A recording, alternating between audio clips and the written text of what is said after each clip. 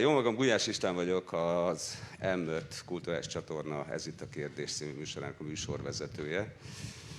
És hát Kárász Robinak az előző műsorvezetését vagy beszélgetését nehéz lesz túlszárnyalni, hiszen hihetetlen történeteket hozott össze.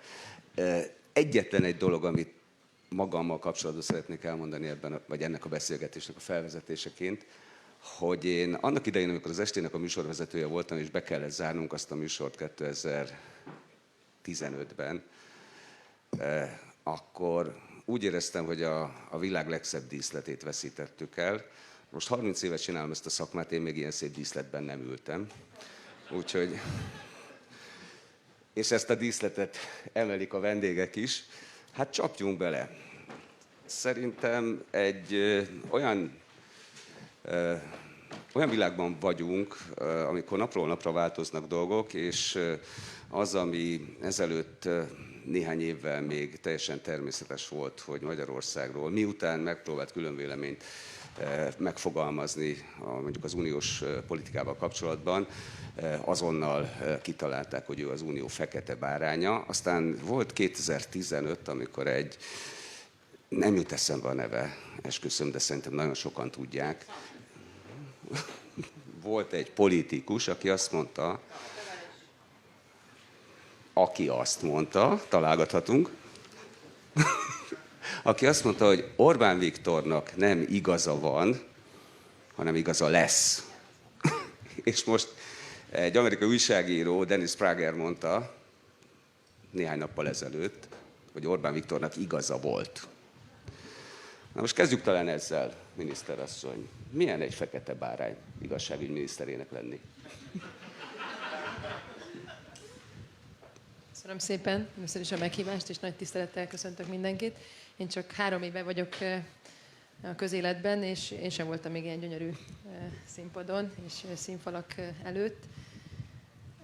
Nem is lehetne jobb munkája az embernek, én azt mondom.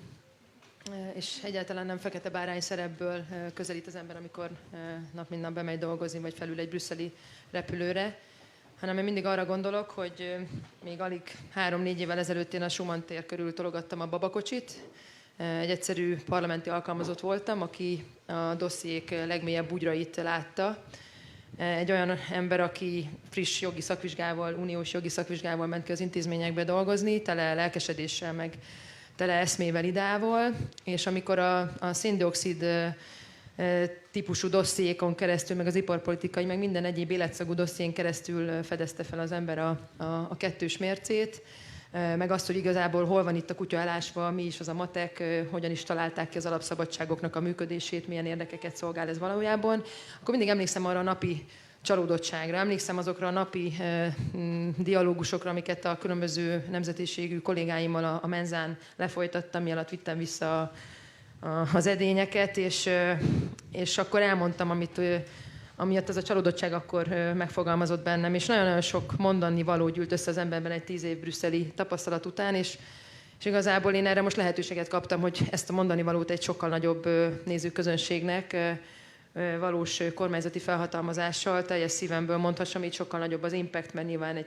Twitter üzenetet így többen figyelnek, ha elmegyek Berlinbe, egy miniszternek meg kell hallgatnia. De maga a mondani való magja, lényege az abból jön, amit én ott magamba szívtam teljesen organikus módon, mert nem tanították be nekem azt, hogy hogyan kell felismerni, hogy az alapszabadságok működése azért az úgy van kitalálva, hogy azért egy magyar KKV ne nagyon akarjon Párizsban befektetni, vagy hogy egy Horizon 2020-nek a elosztása miért 95%-ban még a régi tagállamoknál marad, és 5%-ban jön csak az új tagállamokhoz. Ez egy konkrét statisztikai szám, ezzel tárgyaltuk végig most az új MFF-et, hogy ha lehet, most ne ilyen legyen már.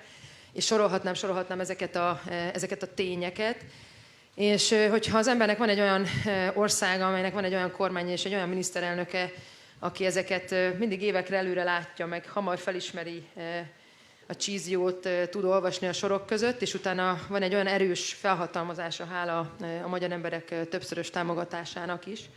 Sőt, még ezeket a véleményeket, ezeket az álláspontokat meg is meri mérettetni különböző konzultációkon, ugye a választási eredmények is magukért beszélnek, akkor van egy erős akarat, egy okos felismerés, és egy olyan csapat jön össze, akik aztán elég bátrak ahhoz, hogy ezt egy brüsszeli tárgyalóterembe bemenve nevén merjék nevezni, és utána olyan intézkedéseket hozzanak, amelyek, hangsúlyozom, az európai szabályok betartásával és alkalmazásával megpróbálják ezt a játékot a saját nemzeti érdekek szolgálatába állítani, és természetesen, hogy ez nagyon-nagyon sok érdeket sért. És itt be is fejezném, mert még van mit mondanom. Köszönöm szépen. András, valóban fekete bárány Magyarország, vagy pedig, ahogy a miniszterelnök mondta, egyfajta szabadságharcot vív? Hát először is én is nagyon szépen köszönöm a meghívást, és remélem, hogy a partmenti lakópark építési boom dacára esetleg még pár évtized múlva is lehet élvezni ezt a hátteret, bár nekem egyre csökkennek az ezirányú reményeim. Nézd, én onnan közelítek, hogy természetesen jogállamisági problémák vannak Magyarországon. Ezek között vannak olyanok is, amik karcolják az uniós, akár az alapszerződés, akár az ott a 6-os cikkelybe felhívott alapjogi kartának az előírásait. Szerinted mik ezek? Hát akkor most ebbe belemeltünk, csak próbálok válaszolni az eredeti kérdésedre. Ugyanakkor ezeknek a sérelmeknek a jó része 2010 ősze és 13 ősze közötti 3 évben merült fel, amikor nem indították meg.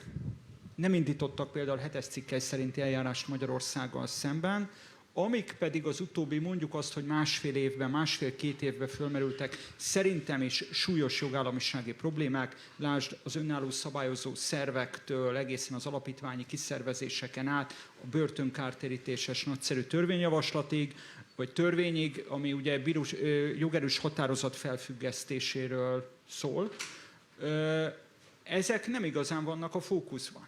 Tehát én azt látom, hogy miközben valóban nem csak sérelmek vannak, olyan jogállamisági sérelmek is vannak Magyarországon, ami okkal érhetné el az Európai Unió ingerküszöbét, az időzítése ezeknek az ilyen-olyan jelentéseknek, vagy a 7-es cikkely szerinti eljárás különböző fázisainak, illetve ezeknek a tartalma rendkívül árulkodóan nem arról szól, ami a valós probléma Magyarországon, vagy a magyar jogállamisággal. Én sokkal inkább azt érzékelem, hogy a centrum, azon belül is Berlin beleütközik abba, hogy esetleg nem arról szól az Európai Unió jövője, hogy vannak magországok, akik egy ilyen új gyarmatosítási hullámmal magukhoz csatolják a félperifériát, hanem elképzelhető az, hogy a félperiférián egy új pólus kialakul az Európai Unión belül, ami nem érdeke Berlinnek, Brüsszelnek, bár feltevésem szerint nem csak nekik, hanem washingtoni köröknek sem feltétlenül,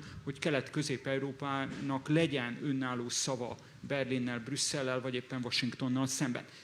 Én ezt csak így tudom lefordítani, mert ami a magyar jogállamiságot illetően, magyar jogállamiság lebontását illetően a kezdőlépés volt, és az egyik legsúlyosabb lépés az elmúlt 11 év alatt, ez az Alkotmánybíróság jogkörszűkítése némi felülalkotmányozással megspékelve 2010. október-novemberében, ez még egy szemöldökráncolás sem váltott ki, sem a berlini kancellárián, sem az Európai Bizottságban. Ezt lehet, hogy Judit meg tud cáfolni, mert ő ott volt, én hál' Istennek nem voltam Brüsszelben soha egy éjszakánál többet, de nem emlékszem arra, hogy ebből cirkusz lett volna. Viszont emlékszem a menetrendre 2010 őszén, történt az AB jogkörszűkítés, megjegyzem, az első utcai demonstrációt a NER-rel szemben azt akkor én hirdettem meg 2010. októberében. A parlament elfogadta ezt az alkotmánymódosítást. Ezt követően került sor a szektorális adókról szóló törvényeknek az elfogadására, majd ezek után jött be a parlament elé a médiaalkotmány. Na most a médiaalkotmány volt az első olyan történet, ahol komoly kardozás folyt. Nyugat-Európa, Berlin, Brüsszel, illetve a magyar kormány között. Innentől kezdve nekem viszonylag kevéssé hitelesek ezek az attakkok, miközben arra azért én minduntalan ilyen vitákon szeretnék rámutatni, hogy a jogállamiságnak igenis van egy jelentése, még akkor is, hogyha ez csak látszólag a 2. cikkelybe egy odakent fogalom, vagy a demokráciának, mert amikor Magyarország része lett az Európai Uniónak, az akkor már bent lévő országok alkotmányos szabályozásának azért van egy közös halmaza. Erre Magyarország rábólintott. Onnantól kezdve, hogy a 6-os cikk az alapjogi kartát részévé teszi a szerződésnek, szintén nem lehet azt mondani, hogy mondjuk sajtószabadság ügyben mi vállat rándítunk, hogy ez nem tartozik másokra, de hangsúlyozom még egyszer, azok a jelentések, most nekem leginkább így a Sargentini jelentés van a fejemben, amik hát az elmúlt 4 évben megfogalmazódtak, érintőlegesen tartalmazzák azokat a súlyos sérelmeket, amiket a magyar jogállamiság szenvedett, ellenben tartalmaznak nem csak olyan vádakat, olyan megállapításokat is, amik egyébként ezeket a kritikákat teljesen komolytalanná teszik. Na most jön Tavares, és most jön Sargentini, ugye, mert azok, amikről András beszélt, és most valóban jön Tavares és Sargentini asszony, amikről András beszélt, azok alapvetően ideológiai problémákat vetettek föl, tehát nem igazán valamiféle gumi fogalmat kezdtek el alkalmazni akkoriban a jogállamiságra, olyannyira gumit, hogy például bizonyos demokratikus metodikai elemeket, például a Sargentini jelentésnél ugye a szavazást, azt lazán megváltoztatták mindenféle különösebb gond nélkül, mondván, hogy ezt úgy is lehet. Olyan sok minden említése került, hogy nem is tudom, hogy hol fogjam meg, vagy kezdjem, de ha már Sargentinire utaltál, hát a jelentés az olyan, mint egy karácsonyfa, amit csak úgy szoktuk hívni, hogy egy ilyen Christmas tree, amire most már gyakorlatilag mindent ráakasztanak itt a magyar törvényhozás csinál odahaza, azt rögtön Brüsszelből úgy gondolják, hogy automatikusan a 7-es cikkeinek a része kell, hogy legyen, pedig érdekes fogalmi tévedés is, hiszen az alapvetően egy fennálló veszélynek az azonnali elhárítására jött volna rész, mert ugye a alapvető jogok veszélybe kerülésének a megállapításáról szól, ugye 3 éve elfogadták már. Ugye nem mindegy, hogy ki fogadta, ki indította el ezt, ez egy politikai testület, az Európai Parlament, amelynek az aktuális baloldali bevándorláspárti többsége az, aki úgy döntötte, hogy ítéletet hirdet a váddal együtt. Tehát ez is egy nagyon érdekes jogi kérdés, hogy vajon beszélhetünk-e késztényekről akkor, amikor egy politikai testület alkot véleményt. A jogállamiság fogalmával kapcsolatban itt lehetne egyébként egy szimpóziumot tartani. Tehát én az ügyvéd úrral annyiban egyetértek, hogy tényleg már vannak ezek a különböző kritériumok. És nagyon sok jogi tanulmányt is olvastunk az elmúlt időszakban, szerintem mindannyian arról, hogy a jogállamiság az maga mit jelent. És azzal nincs is baj, hogyha mint egy koncepcióról, mint egy folyamatos elérendő vágyról, egy megtöltendő, tartalommal megtöltendő keretről beszélünk, amikor a hatalomnak korlátot kell valahogy szabni. Elindulhatunk a Magna Cartától, elindulhatunk az Aranybullától, nagyon sok aspektusa lehet annak, hogyha a jogállamiságról beszélünk. De hogyha ezeket konkrét szankciókhoz akarják kötni, amikor konkrét intézkedéseket akarnak ezekből levezetni, akkor nekem az a benyomásom támad, mint hogyha elfogadnánk azt, hogy a büntető törvénykönyv állhat egyetlen egy olyan mondatból, ami úgy szól, hogy aki nem jó ember, az börtönbe kell zárni. De most, hogy én mi alapján vagyok jó ember, hogy annak nem szabom meg a nagyon pontos, precíz paragrafusait, hogy most a szomszéd szerint, az édesanyám szerint, a jó barátom szerint vagyok-e jó vagy rossz ember, tehát hogy a norma tisztaság, a norma világosság elvét az rendkívüli módon sérti, hogyha egy olyan mondat van egy jogszabályban, Európai Uniós szintű rendeletben, hogy aki megsérti a jogállamiságot, az ilyen és olyan szankcióval, pénzügyi szankcióval sújtandó, az szerintem erősen aggályos már a jogbiztonság, ami szinte a jogállamiság eleme ennek a szempontjából. Hogyha csak egy gyakorló ügyvédnek odaadnánk ezt a jogszabályt, hogy ez alapján indítson keresetet, nagyon nagy bajban lenne, hiszen akkor rögtön oda jutunk, hogy vajon alapfeltétele, hogy mindenhol legyen alkotmánybíróság? Mert tudjuk, hogy nincsen minden országban alkotmánybíróság. Vajon alapvető feltétele az, hogy az ügyészséget milyen szervezeti rendben kell kialakítani egyes tagországokban? Vajon alapvető feltétele, hogy bírák lehetnek-e politikai pártnak tagjai, aktív tagjai vagy passzív tagjai? Ugye Magyarországon mind a kettő szigorúan kizárt nagyon-nagyon régóta, rendszerváltoztatás óta. Vannak olyan országok, ahol zeneszó mellett lehetnek gyakorló bírák, aktív párttagok is, és ezek nagy demokráciák, ezek jó demokráciáknak, ugye az öreg demokráciáknak magukat tituláló országok. És sorolhatnám, hogy akár csak az igazságszolgáltatás szervezet rendszere vajon betagozódik-e valamilyen szinten a végrehajtó hatalom alá, akár költségvetési, akár igazgatásszervezési szempontból, vagy teljesen független, mint ahogy például az Magyarországon van. Tehát, hogyha elkezdjük lebontani az egyes tagállamokban a jogállamiság konkrét megvalósulási formáit, akkor egy nagyon színes képet találunk, ahol nincsen egyértelműen kimondott jó vagy tökéletes és tökéletlen, hanem különböző gyakorlatok vannak, és ezért fontos, hogy itt a kölcsönös tiszteleten alapuló párbeszéd, az alkotmányos párbeszéd, a Velencei Bizottság típusú hozzáállás az, ami elfogadható, nem pedig egy ilyen azonnal beálló pénzügyi szankcionáló rendszer. Én 2009-ben mentem ki Brüsszelbe, és én arra emlékszem, hogy nagyon készültünk a magyar elnökségünkre, ugye, ami 2011 első fél évében volt, és arra emlékszem, hogy már akkor a fekete bárány és jogállamisági viták határozták meg, és nyomták rá a bélyegüket az egész elnökségünkre is. Ugye jól emlékszem Győri Enikőnek a kialvatlan tekintetére, innen is tisztelet és megbecsülés azért a munkáért, amit ő akkor végzett.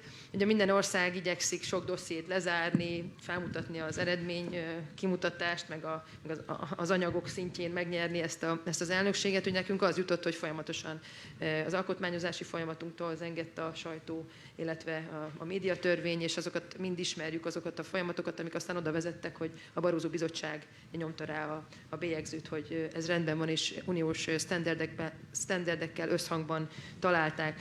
Ugye belemehetnék sok mindenbe, hogy a ügyvéd úr, így jó, ha így szólítalak, András vagy András, azt mondta, hogy ugye itt a börtönzsúfoltság, azért ott megjegyzem, hogy a börtönzsúfoltság köszöni szépen jól van, hiszen ott egy társadalomban általánosan felmerült igazságtalanság érzet, vagy az igazságérzet, illetve annak a kérdésnek a megválaszolása volt a döntő, hogy most vajon az áldozat vagy az elkövetője a nap végén az igazán védendő személy ebben a büntetőeljárási körben, és láttuk, hogy egy olyan gyakorlat, amire egyébként a Nemzetközi Bíróság kényszerítette rá Magyarországot, hogy kialakítson itthon egy kompenzációs rendszert, vezetett utána egy visszaélésszerű magatartáshoz, és ezzel kellett valamit kezdeni.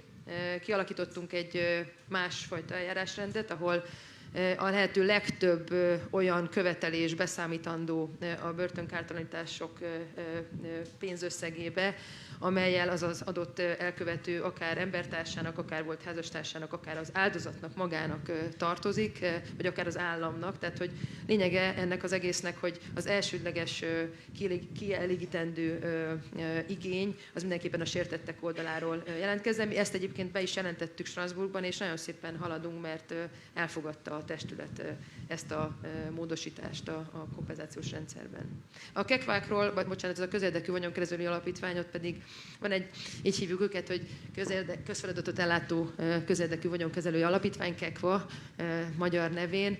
Ott nekem van első kezi tapasztalatom a Miskolci Egyetem kapcsán, úgyhogy arról később is, bár nem uniós téma, de szívesen beszélgetek a ügyvéd úrral. Köszönöm szépen. Jó, hát szerintem folytathatjuk innen. Kicsit nehéz helyzetben vagyok, mert az elmúlt években kialakult egy olyan politikai erőtér Magyarországon, ahol ha valaki kritikával illeti azt, amit az Európai Unió művel, akár Magyarországgal, a V4-ekkel szemben, vagy úgy egyáltalán mondjuk az egész Covid-válság kezeléssel kapcsolatban, akkor rögtön megkapja az Orbán Bérenc bélyeget, viszont hogyha mellette kritikával merészel illetni azt, amit Magyarország az elmúlt 11 évben jogállamiság terén felmutatott, akkor az ellenkező jelzőket kapja meg. Én próbálok ezekről hősiesen nem tudomást venni, zárójel bezárva. Szóval a következő a helyzet, hogy ha nagyon absztraktan akarom megfogalmazni, és szerintem nem baj, hogyha innen indítunk, akkor a jogállamiság, vagy amit mondjuk az Európai Unió mérceként állíthat Magyarország, vagy bármely más ország elé jogállamiságot illetően, ennek két nagyon fontos ismérve van. Az egyik, hogy mondjuk azt, hogy három. Az egyik, hogy biztosított-e, hogy a népakarat, a népszuverenitás az célba tud érni, ami nem pusztán annyit jelent, hogy a mindenkori hatalom leváltható-e, Magyarországon leváltható simán jövőre, mint ahogy ugye az önkormányzati választásokon jó néhány nagyvárosban leváltható volt a kormánypárti vezetés. Hanem az a kérdés, és akkor elkezdhetünk kekvázni, hogy van-e értelme leváltani egyáltalán a kormányhatalmat? Mert hogyha irdatlan vagyontömegeket, ráadásul közpolitikai szektorokat, lásd, felsőoktatás, úgy szervez ki a jelenleg kétharmados többség, hogy egy kormányváltás esetén mondjuk egy 22 utáni kormánytöbbség nem fér hozzá ahhoz a közvagyontömeghez, nem fér hozzá gyakorlatilag a felsőoktatási kormányzáshoz, nem mint hogyha az elmúlt 30 évben bármelyik kormánynak lett volna nagyon kedve felsőoktatást kormányozni, zárójel bezárva, akkor súlyosan csorbul a demokratikus legitimáció, a népszuverenitás eszménye. Én szavazok egy másik politikai blokkra, egy másik politikai nézetrendszer kerül többségbe, de mégsem tud kormányozni, nem csak az alapítványokba kiszervezett kétharmaddal bebiztosított vagyontömeg miatt, hanem azért sem, mert önálló szabályozó szervekben ma már ezt egyébként nem is értem, hogy az igazságügyi tárca miért nem tiltakozott, a bírósági végrehajtástól és a felszámolói névjegyzéktől kezdve, ami eminensen az igazságügyi kormányzás felségterületére tartozott az utóbbi 30 évben, a szerencsejáték koncesziós tevékenységeken keresztül most már az atomenergia igazgatásig is jó néhány közpolitikai terület hozzáférhetetlen lesz egy következő sima többséggel rendelkező kormány számára. Tudom, mielőtt még közbevágnál, én tudom azt, hogy például az Európai Unió ezeket a lépéseket nem kritizálta. Önálló szabályozó szervekkel kapcsolatban egy rossz szava nem volt az Európai Uniónak, és nem véletlenül. Én ezért nem gondolom azt, hogy a demokráciák ne továbbját jelenteni akár az Európai Unió vagy az Amerikai Egyesült Államok. Mert hogy ez egy olyan tendencia, hogy közpolitikai területeket eloldani az emberek által megválasztott és ellenőrzött kormányokról, amit nem Orbán Viktor talált fel, csak köszönte szépen, ez jó ötletnek látszott pillanatnyilag, és meghonosította Magyarországot. Azt gondolom, hogy alapvetően amerikai tendencia, hogy a gazdasági kormányzásnak alapvető szereplőit oldjuk el az emberek által legitimált kormányoktól, szervezzük ki úgymond független intézményekbe, amelyeket persze tudjuk, hogy a különböző óriásvállalatok és nagy tőkeérdekeltségek fognak befolyásolni. 2. Az is egy fontos jogállamisági ismérv, hogy ha van egy jogvita, akkor azt a pillanatnyi politikai többség, még oly nagy politikai többség igazságérzete dönti el, vagy pedig a politikai többségtől független bíráknak a jogérzéke. A kettő nem összekeverendő, és szerintem pontosan ezt kevertétek össze a börtönkártérítések ügyében. Tudniillik, az igenis egy súlyos jogállamisági sérelem, hogy hoz egyébként egy magyar bíróság, én a strasbourgi bíróságot egyáltalán nem fogom védeni, majd ha érdekel, kifejtem, hogy miért, hoz a kúria egy jogerős döntést, már a kúria hozott egy jogerős döntést, és parlamenti eszközökkel ennek a döntésnek a végrehajtását felfüggesztik. Ez világbotrány. És nem ez volt az első eset, de még a működésem során is voltam tanulja olyan parlamenti vitának, azt hiszem a postatörvény módosítása, átláthatósági vonatkozásban az azért került be a ház elé, hogy egy egyébként már jogerős adatkérési pernek a végrehajtását meg lehessen akasztani. Tehát, hogyha arra lehet számítani, hogy valakinek a jogvitás ügye bíróság elé kerül, teljesen mindegy, hogy büntető, közigazgatási vagy polgári jogvitáról van szó.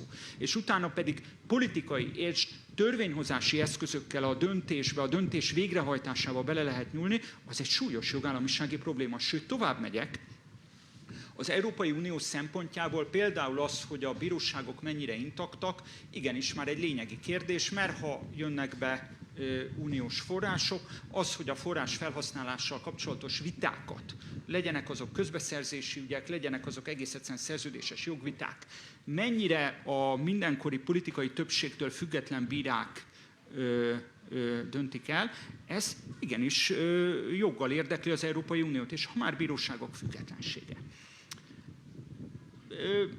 Voltak nekem is azért komoly kritikáim itt a BST-vel, illetve a bírói jogállási törvénnyel kapcsolatban 11-12-ben, meg utána, amikor volt a 4. alaptörvény módosítás, de nekem az az érzésem, hogy azért úgy rendszer szinten a magyar igazságszolgáltatásnak, a bíróságoknak a függetlensége nem került veszélybe egészen 2019-ig. Bejött 3 saláta. A 19 évi 24-es törvény, aztán a 19 évi mennyi volt a 127-es törvény, és a 2020 évi 165-ös törvény. Egyrészt Varga Zsé Andrásnak helyet kellett csinálni ugye a kúria élén, hát pontosan tudjuk, hogy erről volt szó, amikor először behekkelte a parlament azt, hogy az alkotmánybírói időtartam is beszámít a bírói szolgálati jogviszonyban, majd utána átkérhették magukat, mert ez még mindig nem volt eléggé harmóniában az alaptörvénnyel. Ugye parlament azt is lehetővé tette, hogy az alkotmánybírák ilyen szünetelő bírói pozícióba kérjék át magukat. De nem is ezen szeretnék rugózni. A kúria élére kerül egy olyan személy, akinek nincsen bírói identitása, szemben az elmúlt évtizedek, vagy éppen elmúlt évszázadnak a gyakorlatával, kivéve a Rákosi rendszert. Majd a kúria elnökének a jogköreit 3 lépésben. A törvényhozás úgy erősíti meg, hogy az új kúriai elnök gyakorlatilag a jogegységi panaszintézményén keresztül, a jogegységi tanácsok összeállításán keresztül, és hát tulajdonképpen az eddigi jogkörével, hogy a kúriai bírákat végül is az ő áldásával lehet elhelyezni, alapvetően tudja a joggyakorlatot terelgetni. A harmadik jogállamisági kérdés vagy probléma Magyarországon az pedig az, hogy a többségnek a hatalom gyakorlása mennyire parttalan. Tehát egy jogállamban a még oly nagy többségnek, ad abszurdum a parlament 100%-ának a hatalom gyakorlása sem lehet korlátlan. Magyarországon meg arra láttunk példákat az elmúlt 11 évben, hogy a többségi hatalomnak nincs korlátja. A parlamenti többség politikai akarata előtt nem állhatnak akadályok. Én azt tudom mondani, hogy tulajdonképpen miniszterasszonynak teljesen igaza van, amikor egyesével jön a különböző példákkal. Én ezt meghallgattam 2-vel korábbi elődöttől, Navracsics Tibortól is a parlamenti arénában 2011-12-ben. Persze apránként azok az elemek, amiket a NER fölhasznál a közjogi átépítéshez, nehezen kifogásolhatóak. Navracsics Tibor mindenre talált remek nyugat-európai példákat. Csak amikor az egész szerkezetet összeszerelik, akkor a nap végén az jön ki, hogy egyetlen személynek a politikai akarata gyakorlatilag akadály nélkül érvényesülni tud, most már lassan a bírói szervezetrendszerben, vagy a bírói gyakorlatban is. Tehát én inkább innen közelítenék ezekhez a kritikákhoz, hogy az összkép milyen. Teljesen igazad van, persze, hát én is, azt hiszem Finnország, ahol nincsen alkotmánybíróság, korábban még az Egyesült Királyság. Igen, persze. És kapásból tudom neked azokat az ellenállításokat tenni, hogy mégis megoldott az, hogy Finnországban bármilyen többség kormányoz, bár és ez nem lényegtelen, eleve olyan a választási rendszer, hogy koalícióra vannak kényszerítve a pártok. Én nem mondom, hogy jó vagy rossz, ez csak egy elem. Egy olyan ország, ahol koalícióra vannak kényszerítve a pártok, az már egy olyan választási rendszer, ami ezt összehozza, ezeket a nagy koalíciókat, az eleve nem biztos, hogy igényel olyan ellensúlyokat. De ezt még hozzávesszük azt, hogy Finnországban közvetlenül választják az államfőt, nagyjából hasonló jogkörű, mint a magyar, akkor valóban önmagában az, hogy a finneknél nincsen alkotmánybíróság, az nem probléma. Nálunk a választási rendszer mindig is a többségi elvet preferálta, ezt a jelenlegi rendszer ugye ki is hangsúlyozta, és gyakorlatilag az alkotmánybíróságon kívül, alkotmánybíróság mellett hatékony ellensúly 89 óta nem volt. Hagyjuk megszólalni Juditot is. Igen, 19. Gondoltam, beleszólok már lassan, hogy kicsit részletesebben is lehessen reagálni. Én, hogyha itt a végén kezdjük, az, hogy koalíciós kényszer hol van, meg hol nincs, én szerintem ez is az alapvető probléma, most ha visszatérek a fekete bárány témakörhöz, hogy én azt tapasztaltam, mivel egyes pártok képtelenek önmagukban alapvetően Nyugaton vagy Észak-Európában megszerezni az abszolút többséget, ezért ők úgy is tanítják, akár a Brüzsi kollégiumban, hogy az a demokrácia, amikor legalább ugye 5 párt van egy koalícióban. És ők azt gondolják, hogy ez az alapértelmezett érték, és ami ezzel ellentétes, vagy ehhez nem fogható, mert egy párt tud elérni egy nagyon erős többséget, az valami gyanús, az valami veszélyes, az valami jogellenes. Ugyanez a többség-kisebbség felfogás, és hányszor hallottam olyan vitát az Európai Parlamentben, és egyedül a lengyel józan kollégák voltak, akik már magukból kikelve mondták azt, hogy ugye maguk nem gondolják azt, hogyha valaki megnyerte a választásokat, akkor folyamatosan úgy kell kormányoznia, mint hogyha veszített volna, vagy hogyha a folyamatosan a kisebbségnek a bevonásával. Hiszen erről szól ugye a politika, hogy 4 évente rendeznek választásokat, és akkor ott a népakarat kifejeződik, ott van a népszuverenitásnak a megjelenése, és az felhatalmazza azt az adott politikai erőt azzal, hogy megmondja, hogy merre van az arra. És természetes, hogy a kisebbségnek, mint egy részvénytársaságban is vannak törvény által védett jogai, kellenek a fékek és az ellensúlyok rendszere, ami Magyarországon működik, mert van független bíróság, van alkotmánybíróság. Tehát én nem kezdenék egy finn demokráciát elkezdeni összehasonlítani Magyarországgal, ahol mondjuk Finnországban nem is volt feudalizmus, tehát nem is értik azokat a viszonyrendszereket, amelyekből kinőttek. Ezt most nemrég jártam Finnországban, ott tájékoztattak minket erről, hogy ott egy teljesen más társadalom fejlődésnek az eredményeképpen jutottak el oda. De már Finnország teljesen bevett, hogy végrehajtó hatalomból, minisztériumi tisztviselőkből lesznek bírók, és senki nem kritizálja őket. Tehát én megint azt mondom, hogy egyesével érdemes az országokat tekinteni, és nem egy ember akaratának az érvényesülését látom, hanem egy nemzetstratégiai építkezés folyamatos megvalósulását, amikor felismerve a nemzeti érdekeket, akár szembe menve az egész világgal, kell minden nap kormányozni az országot, és annak megvannak a törvényei, megvannak azok a Európa konform szabályai, amelyeket talán egy per végén tudunk csak igazából alkalmazni, mert mi felszoktuk címkézni az intézkedéseket, mondjuk ez KKV védő, a francia azt nem így hívja, az úgy mondja, hogy az a munkavállalók érdekeit segít, de közben kiszorítja a magyar munkavállalót a francia piacokról, mondjuk ez a Posting of Workers dossziének a tipikus története. Tehát mi egy sokkal őszintébb, bátrabb politikát vállalunk fel, de emögött nem az van, hogy egy ember akarat, hanem emögött az van, hogy mi a jó az országnak, mi a nemzetgazdaságnak, mi a magyar társadalomnak az érdeke. És nyilván senki sem tökéletes, tehát azért hosszú időszak alatt biztos, hogy vannak hibák, ezt ugye senki nem állíthatja magáról, hogy nincsenek, de azért a vagyonkezelő alapítványoknál én úgy érzem, hogy mintha egy teljesen más filmet néznénk. Azért ne feledjük el azt, hogy a világ változik, hogy a magyar felsőoktatásnak a versenyképessé tétele az egy több évtizedes kihívás, több évtizedes probléma. Amit én például Miskolcon látok, azt, hogy megkaptunk ócska egyetemi előadókat és épületeket, nem is az alapítvány gyakorlatilag az egyetem tulajdonába került, és aztán az alapítvány tulajdonába az egyetem értelmezhetetlen, mint nemzetgazdasági vagyon kiszervezése vád címszó alatt. Itt egy teljesen más építkezésről van szó. Olyan emberek vannak a kuratóriumban, köztük én is, akik azért vannak ott, mert szeretnék, hogyha a Miskolcnak és a régiónak sokkal jobban menne a Miskolci Egyetem vezetésével, mint azelőtt. És ez egy sorsközösség, egy hajóban vagyunk. Ez nem arról szól, hogy oda megyünk és diktálunk az egyetemnek, hanem az egyetem vezetőségével együtt kitaláljuk azt, hogy amikor majd minket kilöknek a magánszférába, ahol sokkal szabadabb szabályokkal tudjuk a saját sorsunkat alakítani, akkor hogyan legyünk úgy okosak, hogy ezzel a lehetőséggel jól az egyetem hasznára, az egyetem javára tudjunk élni. Megkaptuk az Ózdi acélműveknek a 20%-át, ugye, ami eddig állami tulajdonban volt, az most egy törvénnyel tavasz folyamán, illetve később egy szindikátusi szerződéssel átjött hozzánk, ami azt jelenti, hogy Magyarország első számú nehézipari egyeteme a magyar acélgyártásnak az egyik legdinamikusabban fejlődő üzemében tudott részesedést szerezni. Ez nem a kizsákmányolásról, nem a pénzszerzésről szól, ez arról szól, hogy sokkal szorosabbra fogjuk tudni fűzni a szakmai és a piaci együttműködést.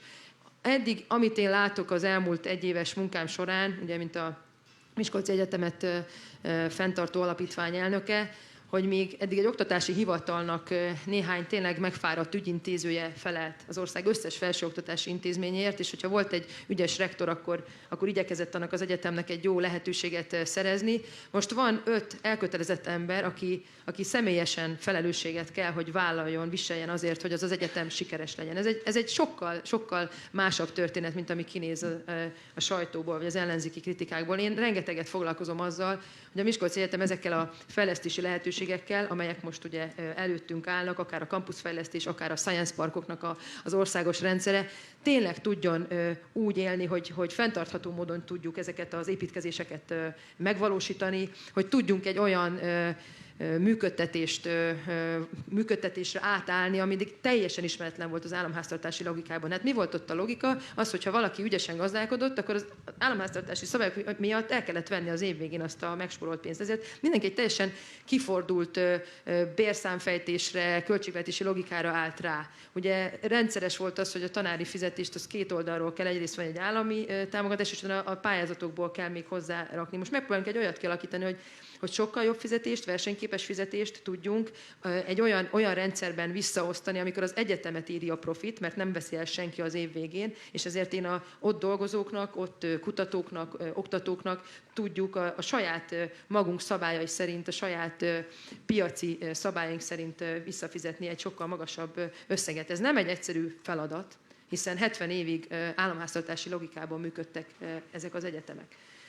De nagyon fontos, hogy az embernek ott kell lennie, hitelesnek kell lennie, a szenátussal jó a kapcsolat, az összes dékánnal jó a kapcsolat. Tehát ezek azért nem egy vagyon elhárdálásról, hanem egy hihetetlen feladatnak a megvalósításáról van szó, amelyben egy versenyképes felsőoktatást kell a nap végén felmutatni, ahol szeretnénk például a Miskolci Egyetemet úgy feltenni az európai meg a világi egyetemek térképére, már most is egyébként benne vagyunk a QS felmérésben az első egyharmadban, ami egy nagyon jó arány, nagyon jó eredmény, hogy oda Miskolci Egyetemre akarjanak esetleg ne csak Krakóból, Varsóból, hanem Párizsból is jönni külföldi hallgatók. És ehhez sokkal-sokkal több szabadságot ad most nekünk ez az átalakulás, mert ott van az a személyes felelősség. Egy gyerekünk van, és annak a gyereknek akarjuk, hogy jól menjen a jövőben, és nem egy oktatási hivatal vagyunk, akinek van 100 gyereke. És ez csak most a jéghegy csúcsa, hiszen erről tudnék nagyon sokat beszélni, arról meg nem is szólok, hogy a miskolci szívem egy életen át bennem fog dobogni. Ez a felelősség, ez az embert megtalálja. A miniszteri megbízatás meg mindig egy időszakos dolog. Tehát ez is, a politikai vád sem állja meg a helyét. Olyan kurátorokat válogattam, akik vagy Miskolcon születtek, ott végeztek, ott csináltak karriert, vagy mentek el messzi földre és tértek haza. És nálunk ül egy külföldi állampolgár is, a Marie-Thérèse Still asszony, aki korábban az Elműémász vezérigazgatója volt, most nyugdíjba vonulva, nagyon szereti az országot, szereti a miskolci régiót, és a legjobbat akarja neki, és hozza a német kapcsolatokat. Tehát ez egy okosan kitalált, csináld magad megoldás, mert nem lehet vakarni a passzivitásból az álmodó, meg csendesen szundikáló egyetemeket máshogy, mint úgy, hogy egyéni felelősségeket telepítünk oda, és eszközöket adunk, de aztán kőkemény versenyszabályok között kell nekik túlélniük. És mi erre az időszakra most nagyon készülünk, mindenki nagyon lelkes, és az egyetem vezetőségével szimbiózisban megyünk végig ezen az úton. Lehet, hogy túl sokat beszéltem, de lehet, hogy az európai vizekre is ez azért volt nagyon jó, mert én is miskolci vagyok, te is miskolcinak lenni, az nem egyszerűen születési hely, az sors. Élvezettel hallgattam. Ugorjunk egy nagyot, mert most belementünk olyan dolgokba, amik hihetetlenül fontosak, és szerintem nagyon sokat nyomnak majd alatban a 2022-es választásokon is. De van egy nagyon aktuális dolog. Ugye azzal kezdtem, hogy vannak olyan dolgok, amelyek hihetetlenül... Bejutottunk az MB2-be, nem tudom, hogy tudtad-e. Azóta van megint Vasas Diósgyőr. Azóta van megint Vasas Diósgyőr rangadó, és megvertünk titeket. Kár volt megszólalni. Hogy Afganisztán. Teljesen távolinak tűnik a dolog, de 6 évvel 2015 után egy eszkalálódó konfliktus, egy hihetetlen tragédia bontakozik ki a szemünk előtt, és megint az a helyzet áll elő, ami talán 2015-ben előállt. Vagy talán annál még durvább. Judit? De. Mindig Mátyás király szerettem volna lenni, úgyhogy kijön belőlem.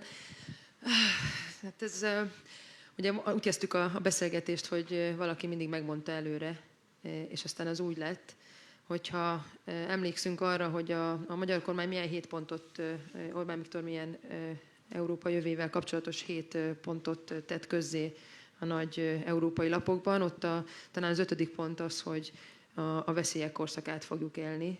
Migráció, konfliktusok a világ különböző tájain, amelyekből akár világjárvány és nagy népvándorlások kora következik. Erre nem is gondolt az ember, hogy ennyire gyorsan. Bár lehet, hogy valaki már gondolt, de itt van és dörömböl a európai határokon, a kapunk előtt ez az újabb probléma migránsválság kibontakozóban. Én azt gondolom, hogy azért a 2015-ös nyilatkozatokat most nem úgy, vagy nem olyan csomagban halljuk. Hiszen minden épülnek a kerítések. Igen, épülnek a kerítések, hotspotokról beszélgetnek Angliában is, ugye már nem uniós tagország, de gyakorlatilag az a teljesen egyértelmű elvárás, amit a magyar kormány már 2015 óta mond, hogy egy a lényeg, hogy a problémát nem szabad idehozni, hanem Európa határain kívül kell tudnunk megoldani, a segítséget kell helybevinni, és hogyha már a probléma idejött, az pedig ne arra koncentráljuk, hogy elosztási mechanizmusokban, meghívó levelekben próbáljuk megoldani, hanem mindenképpen a harmadik országokkal való együttműködést, a visszaküldési hatékonyságot növeljük. Most azt látjuk, hogy van előttünk egy migrációs csomag, egy 5 jogszabályból álló csomag, amely egyáltalán nem alkalmas arra, hogy ezt a helyzetet rendezze. Mert így vagy úgy, az még továbbra is a kvótáról szól. Eddig nyílt sisakkal mondták a Junckerék, hogy migrációs kvóta, és be kell fogadni, meg elosztjuk, és ránk erőltetik, ha akarjuk, hanem persze mi ugye ezt nem engedtük soha, be is pereltek minket, de akkor sem engedtük.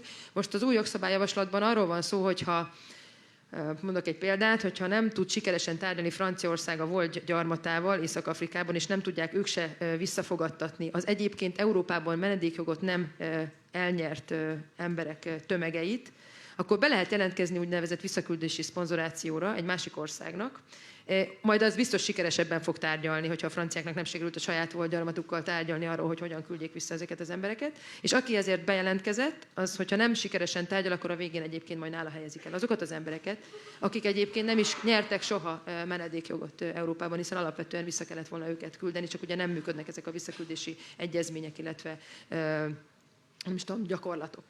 És most az Afganisztánban kibontakozó válság kapcsán egyre sürgetőbb lesz ennek a kérdésnek a rendezése.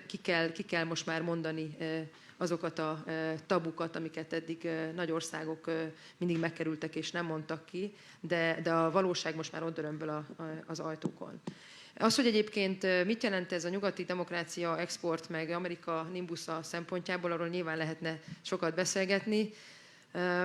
Én nem vagyok az a fajta, aki szeretne úgy ézni, úgyhogy én nem is teszem ezt meg, akár itt a 15-ös mondataink a mostani helyzet között, vagy akár az, hogy mennyire csődöt mondott az, hogy Amerika nem tudta megérteni azt a társadalmat, se az etnikai, se a történeti, se a társadalom szervezési logikáját Afganisztánnak, és úgy gondolták, hogy az a réteg, akikkel ők addig 20 éven át tartották a kapcsolatot, az Afganisztán, de nem az volt, hiszen nem volt reprezentatív azok az emberek, akikben azt hitték, hogy majd ott fent tudják tartani később az általuk oda exportált demokráciát. Ezek azért nagy beismerések. És ezeket azért halványan lehet úgy is értelmezni, hogy nem árt megismerni azt az országot, amelyet meg akarunk menteni, vagy kritizálni akarunk. De szerintem ez sokkal nagyobb országoknak a baja most, például Amerikának, és hagyjuk rájuk az elemzést, én legalábbis a részemről rájuk hagynám, és a naúgyézés helyett is inkább egyfajta understatementtel válaszolnék ezekre a kérdésekre. Attól félek, hogy ez azért nekünk lesz bajunk. Nekünk is lesz. Hajjaj, de azért remélem, hogy még erre a fekete bárány megkekvás körre azért visszatérünk, de jó. Szóval... Jövőre. Amikor itt a tálib hatalomátvételnek a képei bejárták a sajtót, én egy pár napig nem tudtam eldönteni, hogy az amerikaiak ennyire hülyék, vagy egyáltalán ezek a öntelt, progresszív jobboldaliak ennyire hülyék, vagy pedig ennyire gonoszak. Szerintem is. A progresszív önteltségről annyit, hogy ugye 1-2 hónappal a tálib hatalomátvétel előtt a kabuli amerikai nagykövetség még a Pride-ról posztolt. Egy olyan országban, ahol most a nők nem mernek kimenni az utcára. De hát hasonló, hogy mondjam, szürreális jelenetek a Tahrir tér környékén is lezajlottak, amikor Kairóban volt válság. Nekem meggyőződésem, hogy ez az egész progresszív hittérítés, ez ugyanannak az imperialista politikának a része, amelyik közben meg az olajlelőhelyeket is lenyújtotta, például Irakban az iraki invázió után. Annyiban könnyű a helyzetem, hogy én 1997-ben eleve már a NATO-ba való belépés ellen kampányoltam, és 2003-ban pedig ott voltam a béketüntetéseken. De nekem az álláspontom nem nagyon változott azért ebben sem szerintem az elmúlt 20 évben, vagy 25 évben. Azt gondolom, hogy tévút, hogy a hidegháború után nem Magyarország, az egész Európai Unió a saját biztonságpolitikáját alapvetően a NATO-ra alapozta. Önálló európai védelempolitikára lenne szükség. A NATO a hidegháborúnak egy intézménye, és nem fog jól járni geopolitikai, gazdaságpolitikai szempontból sem Európa, hogyha Amerikának az imperialista kalandjaihoz csatolja a saját sorsát. A másik, hogy ugyanakkor meg nem gondolom, hogy pusztán ez a progresszív gőg okozta ezeket a tragikus képsorokat, bár erről a progresszív gőgről szerintem a legjobb szösszenetet az Schmidt Mária követte el a Látószög blogon pár nappal ezelőtt. Mert azért szerintem egy ilyen nagyhatalom, ilyen szervezetrendszerrel, erre szokták azt mondani, hogy ingyen nem lehet hülye. Tehát azért lássuk már, hogy ezek a képek, és mindaz, ami ezekből a képekből következik, és azért itt a Covid évei alatt megtanultuk azt, hogy hogyan lehet globális hisztériát is kelteni a globális médiának. Ezek rendkívül alkalmasak arra, hogy egy újabb migrációs bombát el lehessen helyezni Európán. Nekem meggyőződésem az, hogy ez be van kalkulálva a történetbe, és nem tudok szabadulni a gondolattól, hogy azok, akik a kártyákat keverik globálisan is, és az Egyesült Államokban is, nem érdekeltek abban, hogy azok az identitások, amikből ma társadalmak felépülnek, szerte a világon, kivéve ott, ahol bukott államokról beszélünk, ezek az identitások, ezek mondjuk megmaradjanak 100 év múlva is. Én szemben sokakkal és sok barátommal, én nem attól tartok, hogy Európa iszlamizálódik, a helyzet rosszabb. Olyan végletesen összekeverednek kultúrák egy végtelenített migrációs hullám miatt, hogy praktikusan az egyének identitása az lesz, amit a különböző véleménybuborékokon keresztül, platformszolgáltatókon keresztül a nagyvállalatok fölkínálnak a számukra. Ilyen, már társadalmaknak sem merem nevezni, ilyen embertömegeket, egy ilyen bolygót igen könnyedén tud néhány nagy vállalat, néhány nagy tőke érdekeltség a maga kedve szerint gyurmázni. Szerintem ez az igazi tét, és ha innen vezetem le, hogy mi forog kockán, én helytelenítem a taktikáját a magyar kormánynak bevándorláspolitikában, mert én elhiszem, hogy népszavazási kampányban, meg plakátkampányokban a kvótaüggyel jól lehet bohóckodni, csak pusztán a kvótaügyre fölvarni a kívánatos bevándorláspolitikát, szerintem ez kapufa. Mert nem így van. Nem csak arra van felvalva. Egyfelől sajnálatos módon a Horn és az első Orbán kormánynak hála idézőjelben, meg a Medgyessy kormánynak, ki ne felejtsem, Magyarország tettestárs lett abban, ami például Afganisztánban, Irakban történt. Innentől kezdve azoknak az embereknek, akik tényleg az életveszély elől menekülnek, de tovább megyek, miután mi is a globális északnak vagyunk a része, akik a globális délen, a klímaváltozás miatt élhetetlenné vált területekről menekülnek, ezekkel az emberekkel szemben teljes egészében megtagadni a felelősségünket nem lehet. Másik oldalról viszont, azzal, hogy a kvóta ügyet állította az egész európai bevándorláspolitika tengelyébe Orbán Viktor 2015-ben, annak az esélyéről, lehetőségéről meg eleve lemondtunk, hogy igenis a schengeni övezeten belül ott nem lehet úgy csinálni, mint hogy minket kerítések védenek, a többiek meg azt csinálnak, amit akarnak. Igenis, nekünk is beleszólást kell abba kérni, hogy Franciaország, Svédország, Hollandia és a többiek milyen bevándorláspolitikát folytatnak. Mert ha egész egyszerűen Európában az integrációs kapacitások kimerültek, ha katasztrófával fenyeget az, ami néhány francia vagy svéd városban van, vagy Molenbeek, akkor nem lehet úgy csinálni, hogy ez pusztán az ő problémájuk lenne, hiszen egy schengeni övezetben vagyunk, ez ránk fog omlani. Szerintem a helyes az lett volna, hogyha nem a kvótaügyre hegyezik ki Magyarország a bevándorláspolitikát. Világossá tesszük azt, hogy kizárólag menekültekről vagyunk hajlandóak tárgyalni, de ugyanakkor beleszólást kérünk abban, hogy milyen elvek mentén és mekkora tömeget fogadnak be a volt gyarmattartó országok. Hangsúlyozom, hogy nyilvánvaló, hogy a globális dél nyomoráért, meg a demokrácia export által okozott nyomorért és gaztettekért egészen más felelősség terheli az USA-t, vagy a volt gyarmattartó országokat, mint Közép-Európát. De ettől sajnos még felelősségünk nekünk is van, és én demokrácia exportban egyáltalán nem hiszek, mondom, én nettó gazemberségnek tartom azt, amíg demokrácia export címén a hidegháború vége óta zajlik a Földön. Ez egész egyszerűen egy imperialista politikának a fedősztoria. Egyetlen országot sem lehet a saját akarata ellenére boldogítani, és ez nem csak Afganisztánra igaz. Tiéd a végszó, Judit. Már végszónál járunk, Jézus. Igen, Szerintem menned kell. a magyar migrációs politikának több vörös vonala és sarokeleme van. Ebben az egyik ugye a kvóta kérdés, aminek ugye az a elvi alapja, hogyha valamiféle mechanizmus létezik, akkor az azt jelenti, hogy ez egy meghívó levél, hiszen azok, akik ide vágynak, azok azt látják, hogy itt elosztási mechanizmusok működnek, amik lehetőséget adnak arra, hogy mindenkinek egy nap majd jut hely. Ezért nagyon fontos, hogy ezt elvi ellel abszolút ki kell zárni, ezt a fajta logikát, ezt a gondolkodást. De ezt ugyanúgy kiegészíti a külső határok védelme, és a segítség helybevitele és a külső dimenzióra való fókuszálása. És ezt minden egyes tárgyaláson, minden egyes migrációs dosszié pontjánál ugye nagyon-nagyon nagy jellel hangsúlyozzuk. Az, hogy egyébként ennek mekkora sikere van, ezt most az afganisztáni fejlemények tudják szerintem Európa jövője szempontjából kedvező irányba befolyásolni, hiszen már látszik, hogy az integrációs kísérletek mekkora kudarcot vallanak, ugye kialakulnak a párhuzamos társadalmak, ugye nagyon sok helyen már nem arról döntenek, hogy akarnak együtt élni valakivel, hanem hogy hogyan tudnak együtt élni olyan kultúrákkal, akikkel egyébként alapvetően lehetetlen és kizárt. De hogy a végét, hogyha már végszót nekem adtad, szerkesztő úr, akkor hadd mondjam azt, hogy nem is tudnék jobban egyetérteni azzal, amit a természetes közösségek lebontási kísérletéről mondott az ügyvéd úr.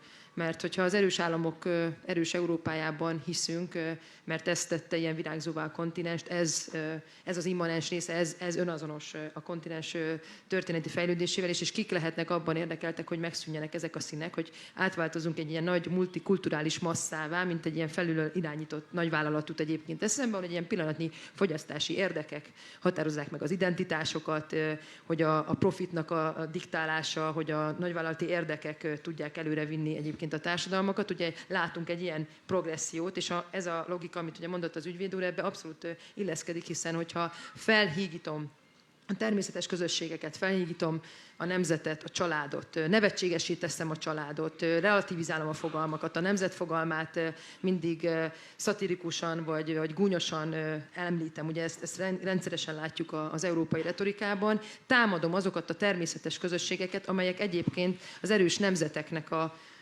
letéteményesei, amelyek a népszuverenitás letéteményesei. És ugye ennek a bevándorlása, a népességnek gyakorlatilag a kicserélése, felhígítása, fellazítása, az arctalanná tétele egy nagyon jó eszköze lehet, és onnantól kezdve csak a fogyasztói érdekek vagy bármilyen egyéb ideológiák fogják meghatározni a társadalmaknak a jövőjét. És ez benne van ebben a folyamatban. Nem véletlenül az, ami legfontosabb állításunk Európa jövőjével kapcsolatban, hogy Európa nem egy Európai Egyesült Államokként tud létezni, hanem csak is erős nemzetek erős Európájaként, ahol mindenkinek a sikere fontos. Hogy egyesével is minden egyes ország, ha sikeres, úgy tud az egész kontinens is sikeres lenni, és nem szabad bűnként vagy fekete bárányként kezelni azt az országot, aki esetleg ezekkel a szabályokkal élve sikeres tud lenni. És ezt én szeretném útravalóul is üzenni Európának, hogy mi köszönjük szépen, jól vagyunk, az európai szabályok alkalmazásával tudtunk elérni gazdasági sikereket, és így védjük Európa határait továbbra is, és mondunk nemet a migrációra. Köszönöm szépen. Igen, csak akit fekete bárányként kezelnek, az ne rajzoljon magára célkeresztet. Senki nem rajzolja ránk a célkeresztet. Nagyon szépen köszönöm. Ez egy soha véget nem érő sztori. Tehát megint csak megpróbáltunk belemenni néhány fontos részletbe, és megpróbáltunk nem csupán a felszínt karcolni, ami talán számomra leginkább kijött ebből a beszélgetésből, hogy Európa jövőjét, és benne Magyarország jövőjét az is meghatározza, hogy vajon az a bizonyos progresszív hittérítés győz az Európai Unióban, aminek sok jelét látjuk most, és egyre többet, vagy pedig a gazdasági és politikai racionalitás, aminek azt hiszem mindannyian örülnénk. Én nagyon szépen köszönöm, hogy ilyen számosan meghallgattátok ezt a beszélgetést, és köszönöm a vendégeknek is.